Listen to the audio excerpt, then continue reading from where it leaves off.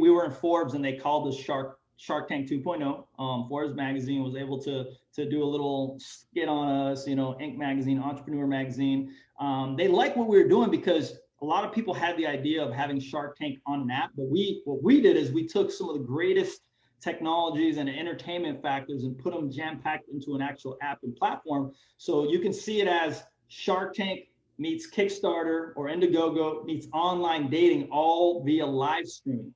And when we first started off, basically we're an app that just connected investors and entrepreneurs, you know, someone that's looking to raise capital, someone that wants advisory for their company, someone that wants, you know, support, because sometimes you don't need only money. You know, to me, the thing that people need the most is sometimes just the mentorship, okay, the advisory, you know, the ideas, maybe they need marketing or something like that. So as time went on, what we started doing is we started building a 2.0 version of our app, which literally just launched last month. So we call it Pitch 2.0. And we added some really cool stuff. There's a discovery wall where you could see more about what's going on. There's some education inside there. And then we added something super amazing, going back to your question about network and everything like that. We added something called the collaboration wall.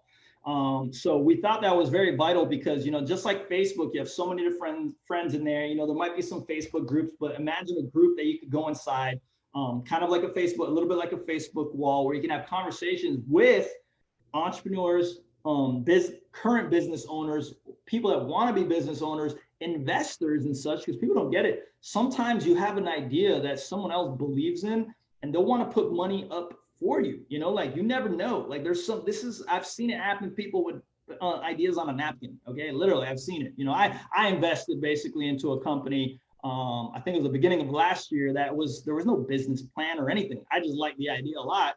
I invested myself, no business plan or anything. So you don't have to have the most meticulous business plan in the world. Obviously, that's going to help in the pitch deck. But with that being said, what we have done is we've grabbed all these entrepreneurs and startups. You know, we're helping educate them as much as possible so that they actually can get funding. They could get funding and then everything else going along with this. So, you know, for a couple success stories, you know, we've had a bunch of them, a lot of stuff that came up. We thought that a lot of the deals that were going to happen were going to be directly from the investor and the entrepreneur or the startup. And believe it or not, because we also put this out there on the app, it goes on YouTube and it goes on Facebook.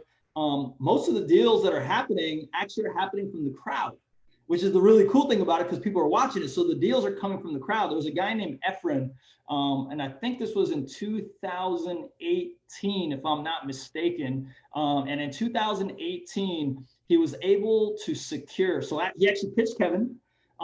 Kevin didn't invest. Just like you were able to, Rob, you were able to pitch Kevin, which is super amazing and everything like that. So Kevin actually didn't bite on this deal. Someone saw his pitch. Okay, so I don't know if he was posting it somewhere, if they saw it on our platform, they saw his pitch, they reached out to him on LinkedIn. It was called Gemini Cyber Securities, I think it was, before this event happened. And they reached out to him. Two guys joined his team as partners and they fully invested in his business. Okay, then about 10 months, give or take, later, he was acquired. Okay, so literally, you know, from basically working a lot of the stuff on his own, and I don't know if he had like some programmers and no partners, to having partners, to being fully funded, to completely acquired. You know, I was like, wow, when he told me, I was like, hey, what's going on with the project? He's like, oh, dude, I was acquired. I was like, what? I'm like, that wasn't even that long ago. So that's one of the stories.